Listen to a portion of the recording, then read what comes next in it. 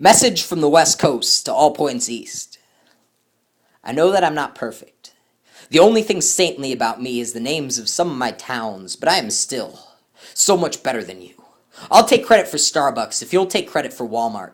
I'll take credit for the SWAT team if you'll take credit for the cavalry and Klan. I'll take credit for all those movies with explosions if you'll take credit for all of those explosions. Till then, quit dragging me into your drama. I didn't kill Dr. King. Wall Street's on your side of the Rockies, and so is DC. Zimmerman was one of yours, and even my own killer cops were just following rules written long before any part of me had an English name. I don't know what gets into them in LA and Oakland and Seattle and Anaheim. Don't know why they riot so much better here than everywhere else. I blame secondhand smoke, smog, seasonal affective disorder. It's gotta be something that I can fix with a few rec centers and parks, because if only my troubled youths had more places to run around in circles till their anger subsides, they might not act out in fire the way that they do.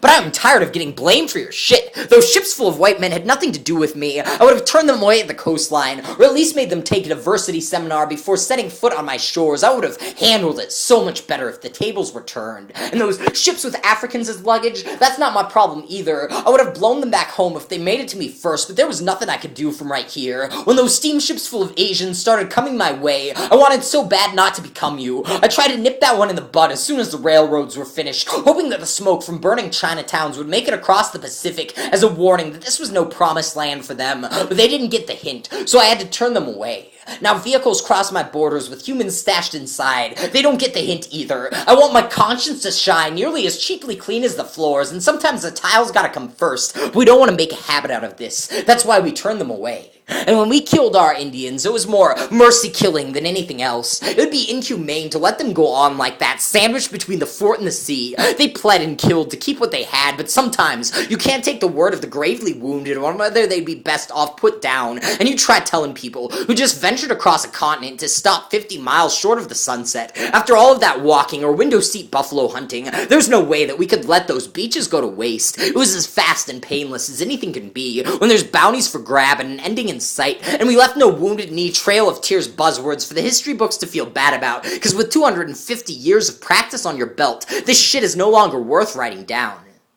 I'll be the first to admit that I've made my mistakes, but none of them were original. I didn't write these rules, so don't hold it against me that they've treated me well. It's not my fault that I'm so good looking, that I was perfect for a challenge and perfect for a prize. I can't be held liable for all the things that you did to try and impress me. You were the ocean where this started. I was the ocean that promised an ending. You were the bloody racetrack. I was the pure saltwater finish line. You can't blame the trophy for everything that goes wrong at a marathon. You can't blame the Western Sea for shining, for sparkling like a gold medal when the sun goes down.